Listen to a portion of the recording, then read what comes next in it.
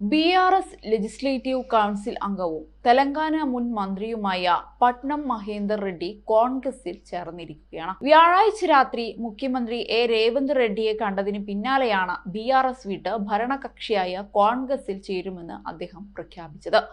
വിക്രാഭാദ് ജില്ലാ പരിഷത്ത് അധ്യക്ഷയായ ഭാര്യ സുനിതയ്ക്കൊപ്പമായിരുന്നു മഹേന്ദർ റെഡ്ഡി മുഖ്യമന്ത്രിയെ കാണാനായി എത്തിയത്.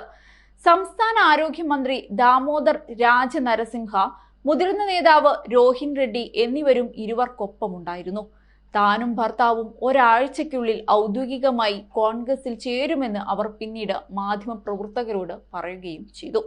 വളരെ കാലമായി ബി.ആർ.എസിൽ പ്രവർത്തിച്ചു വരികയാണെന്നും അവിടെ ഒരു അംഗീകാരവും ലഭിച്ചില്ലെന്നും അനുയായികളുമായും മറ്റും കൂടിയാലോചിച്ച ശേഷമാണ് പാർട്ടി വിടാൻ തീരുമാനിച്ചതെന്നും അവർ പറഞ്ഞിരുന്നു. ചെവൽന പാർലമെന്റ് മണ്ഡലത്തിൽ നിന്നുള്ള ലോക്സഭാ തെരഞ്ഞെടുപ്പിൽ കോൺഗ്രസ് സ്ഥാനാർത്ഥിയായി തന്നെ പരിഗണിക്കണമെന്ന് മഹേന്ദർ റെഡ്ഡി മുഖ്യമന്ത്രിയോട് അഭ്യർത്ഥിച്ചുവെന്നാണ് പറയുന്നത്. തണ്ടൂരിൽ നിന്നും നിയമസഭാ തെരഞ്ഞെടുപ്പിനുള്ള പാർട്ടി ടിക്കറ്റ് നിഷേധിക്കപ്പെട്ടതു മുതൽ മഹേന്ദർ റെഡ്ഡി ബി.ആർ.എസിൽ നിന്നും അകന്നിരുന്നു.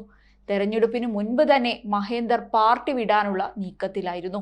എന്നാൽ ബി.ആർ.എസ്. പ്രസിഡന്റും അന്നത്തെ മുഖ്യമന്ത്രിയുമായ കെ ചന്ദ്രശേഖർ റാവു അദ്ദേഹത്തെ സമാധാനിപ്പിക്കുകയും നിയമസഭാ തെരഞ്ഞെടുപ്പിന് മാസങ്ങൾക്ക് മുൻപ് 2023 ഓഗസ്റ്റിൽ സംസ്ഥാന മന്ത്രിസഭയിൽ അംഗമാക്കുകയായിരുന്നു.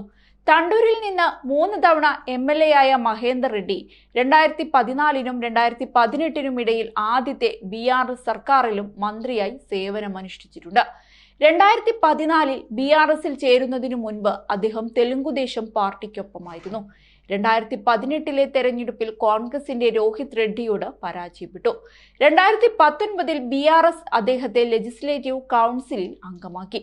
ഇതോടെയാണ് 2021 തദ്ദേശ സ്ഥാപന അധികാരികളുടെ മണ്ഡലത്തിൽ നിന്ന് അദ്ദേഹം വീണ്ടും കൗൺസിലിലേക്ക് മത്സരിപ്പിക്കുന്നത്. ബോർലകുന്ദ വെങ്കിടേഷ് നേത ബി.ആർ.എസ്. വിട്ട് ദിവസങ്ങൾക്കുള്ളിലാണ് മഹേന്ദർ റെഡ്ഡിയും പാർട്ടി വിടുന്നത്.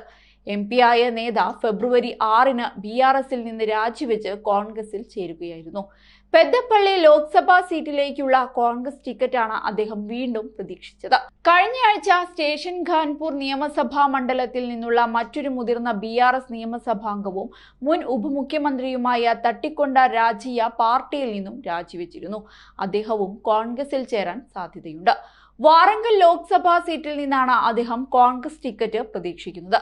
അതിനിടെ public health and family welfare മുൻ ഡയറക്ടർ ഗദല ശ്രീനിവാസ റാവുവും ജോലി രാജിവെച്ച് കോൺഗ്രസിൽ ചേരുമെന്ന് പ്രഖ്യാപിച്ചിട്ടുണ്ട്. ഖമ്മം ലോക്സഭാ സീറ്റാണ് അദ്ദേഹം പ്രതീക്ഷിക്കുന്നത്. ഞാൻ എപ്പോഴും ആളുകളെ സേവിക്കാൻ ആഗ്രഹിക്കുന്നുവെന്നും ഇപ്പോൾ എനിക്ക് തെരഞ്ഞെടുപ്പ് രാഷ്ട്രീയത്തിൽ ചേരാനും ഖമ്മത്തിൽ ജനങ്ങളെ സേവിക്കാനും ആഗ്രഹമുണ്ടെന്നുമാണ് ഗദല ശ്രീനിവാസ റാവു പറഞ്ഞത്. കോതഗുഡേമിലെ ബി.ആർ.എസ്. പ്രവർത്തനങ്ങളിൽ സജീവമായി പങ്കെടുത്തതിനാൽ KCRന്റെ ഉറച്ച വിശ്വസ്തനായി കണക്കാക്കപ്പെട്ടിരുന്ന ഉദ്യോഗസ്ഥനാണ് റാവു. ഏതായാലും ലോക്സഭാ തെരഞ്ഞെടുപ്പിൽ കോൺഗ്രസിന് വളരെ സുഖമായി തെലങ്കാനയിൽ വിജയിച്ചു കയറാം.